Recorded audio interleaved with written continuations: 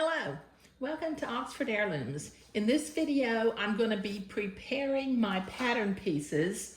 As you can see, I've already cut out the back of the day gown.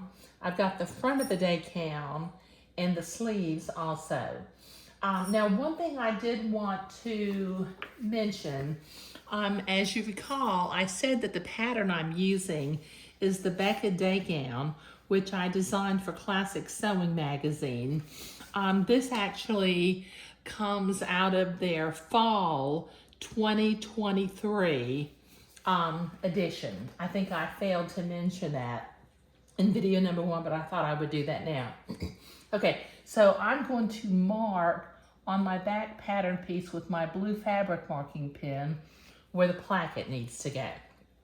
I've got my sleeve pieces, so I can put these off to the side and I will be working with them later.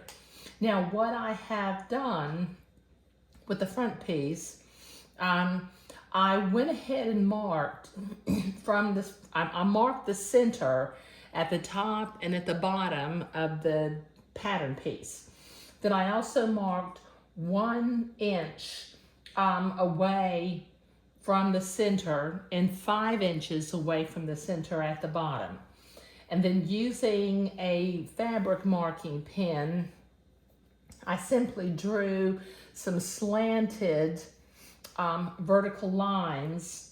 I didn't go all the way 1 inch. I think I ended up coming in about 1/4 inch. So this top distance up here at the top, which I'm gonna try to not gather that at the front of the raglan day gown, will be about 1 3/4 inch.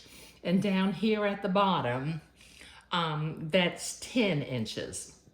Now, I did iron my pattern piece, but I can still see where the center of the piece is. Now, the hand embroidery design that I'm going to be using comes out of the book by Sarah Howard Stone.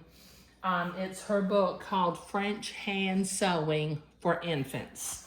And this particular design is on page 13.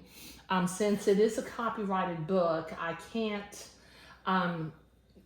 email this particular embroidery design to you.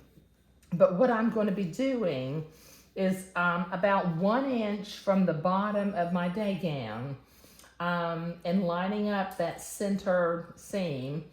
Let me get that in the center a little bit better. I'm going to use a friction erasable pen to mark all of this hand embroidery. I may, not really sure yet, I don't think I'll go up any farther on the skirt, but I wanted to have my hand embroidery down near the bottom. I may do a little bit up here, I'm not really sure, but I'll let you know a little bit later on. So I'm going to trace this whole hand embroidery design, which I won't do right now because that will take too long. And then before I start to attach the entree to the insertion lace and insert the lace on either side of the hand embroidery, I want to get the hand embroidery finished. But once again, you know, I've got my pattern piece for the front of the day gown. I've got 1 3/4 inches marked off up at the top, and 10 inches marked off down at the bottom. I've got my center marked top and bottom. And once again, if you have this book, let me see if I can get the front cover of this book. I'm still a little bit slow walking because I've got a walking boot that I just got today and I haven't quite figured out how to walk on it yet. But the cover of this book looks like this: French Hand Sewing for Infants by Sarah Howard Stone. The book is available on eBay and Etsy. I believe it's out of print, but the design that I'm going to be using for this particular project is page number 13, this beautiful hand embroidery design. And it's really a very simple embroidery. It's got some lazy daisy loops for some flowers, some running stitches for the little green stems, and some little lazy daisy loops for the little leaves on the stems. And then these dots will be French knots, or I'm going to do what Sarah Howard Stone suggests, and make a faux French knot. Okay? All right. So, but that's what I've been doing today. You know, I'm preparing the pattern pieces. I'm getting ready to trace my design on the front of the day gown piece. Just get it lined up in the center. And then using this friction erasable pen, let me get that about 1 inch. I have a tendency to eyeball things, you know, pretty often. But I'm going to trace all of that embroidery design.